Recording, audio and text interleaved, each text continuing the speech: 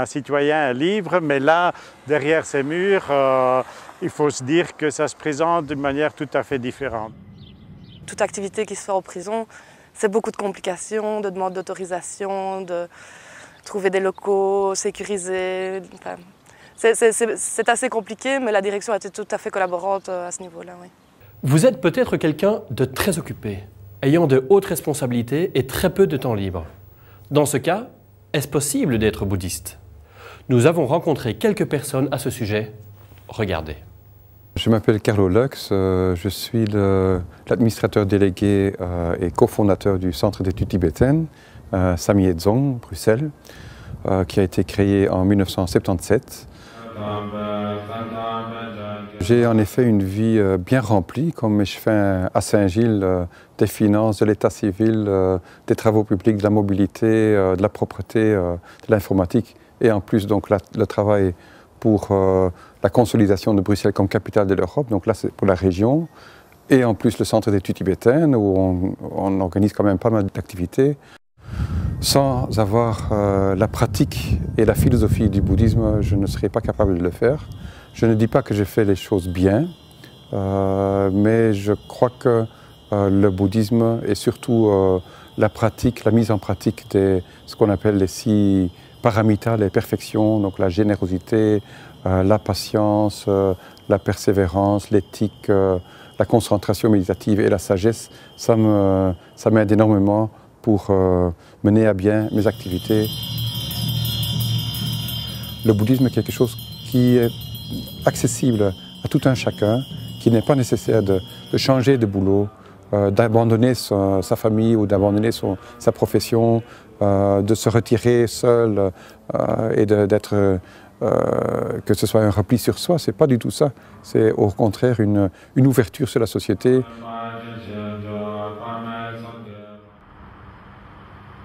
We hebben collega's boeddhisten gevraagd van hier tijdens de Open Deurweek te komen exposeren. Wij hebben onze buren uitgenodigd op de vernissage.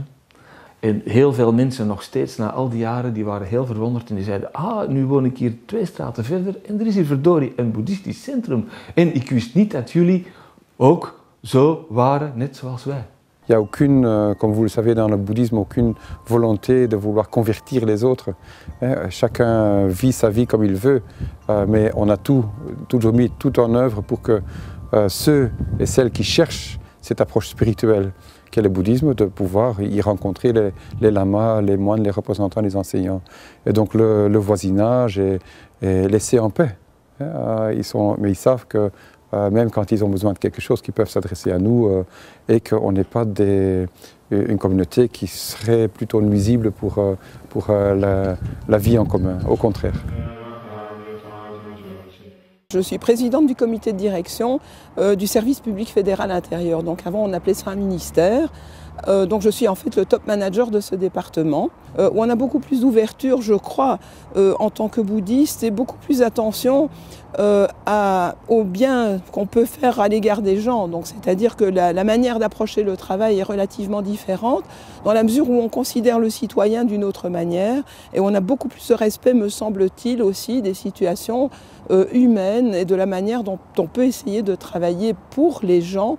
Je travaille au ministère de l'Emploi, au bureau du chômage, et je suis amené à recevoir des gens, soit qui viennent pour apporter des informations, soit qui viennent parce que leur dossier de paiement au chômage est bloqué. Donc il y a des situations parfois assez difficiles. Ce qu'il y a, c'est que souvent, dans une administration, ils tombent sur des gens qui vont juste appliquer la réglementation sans faire de cas de ces personnes-là. Donc ce qu'ils demandent, c'est une écoute. Et déjà, même si le problème, je ne peux pas résoudre à leur place, le fait qu'ils savent être entendus, ben ça leur permet de se reprendre en charge. C'est ça le principal. Grâce au Zen, ben, j'ai une ouverture qui est là et qui concrètement m'aide dans mon travail de tous les jours.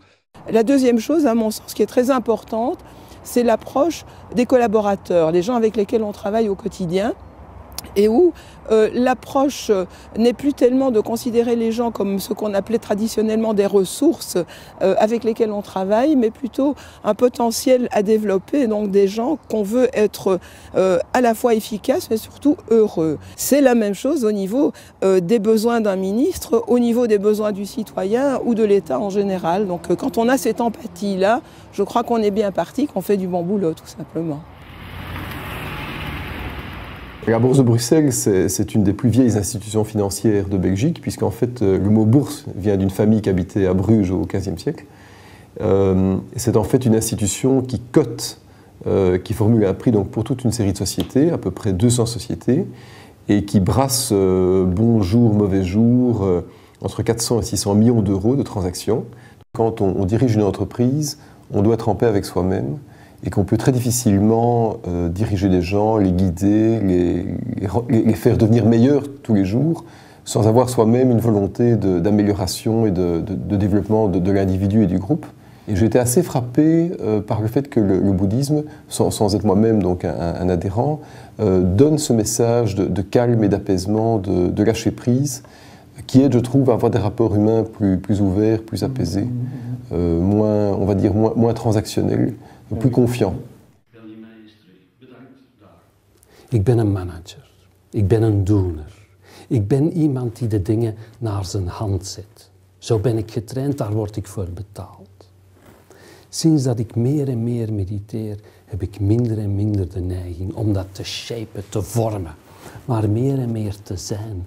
En zelf een receptief object te zijn van gewaarwording. J'exerce la profession d'avocat depuis plus de 20 ans maintenant et je m'intéresse, je dirais, de près au bouddhisme depuis, disons, environ 18 ans. La démarche, et ça c'est très important dans le bouddhisme, ne peut venir que de la personne elle-même. Et bouddhiste, la personne qui se considère comme telle, elle n'a même pas besoin de s'appeler bouddhiste, ça n'a aucune espèce d'importance, et c'est une démarche qui est strictement individuelle, et dans lequel le clergé ou l'environnement, les pratiques, tout ce qui existe, n'est là que pour l'aider sur son chemin individuel. Dans le bouddhisme, l'éthique est très importante. Le respect de soi, de chacun et de toute chose.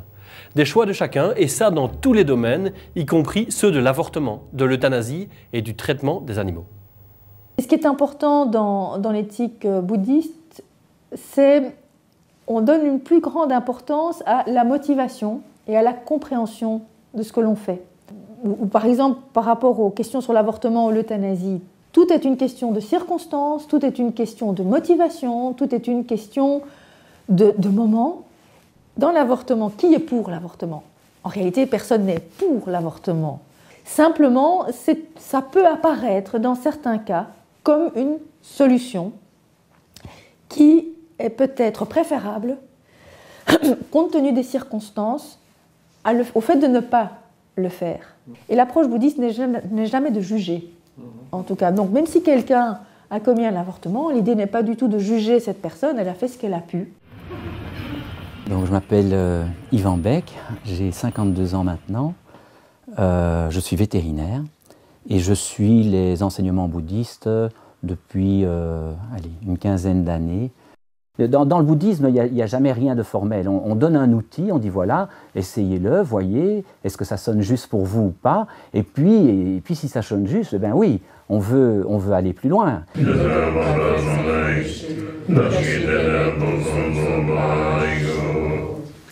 Le principe fondamental du bouddhisme, c'est de nous amener à regarder, à se regarder soi, à regarder l'autre et finalement à regarder la réalité de la vie avec un œil totalement différent. Et effectivement, la voie que j'ai choisie ou qui m'a été permis de choisir est cette association qui s'appelle Planète Vie, qui, on pourrait le dire comme ça, a vraiment un regard éthique dans les relations entre l'homme, l'animal et l'environnement. Quel est le rapport de l'homme à la vie et quel est le rapport de l'homme en tant qu'espèce vivante avec les autres espèces vivantes, hein? Et puis maintenant, depuis quelques années, cette réflexion s'est vraiment ouverte dans le cadre d'un tout gros dossier qui est essayer de replacer la production et la consommation de viande au niveau mondial dans le cadre du possible d'un développement durable, planétaire et solidaire. On va décliner tous les impacts de cette production dans différents aspects de la société, que ce soit l'environnement, les changements climatiques, la santé, le bien-être animal, l'éthique, les transports, l'eau, de façon à voir vraiment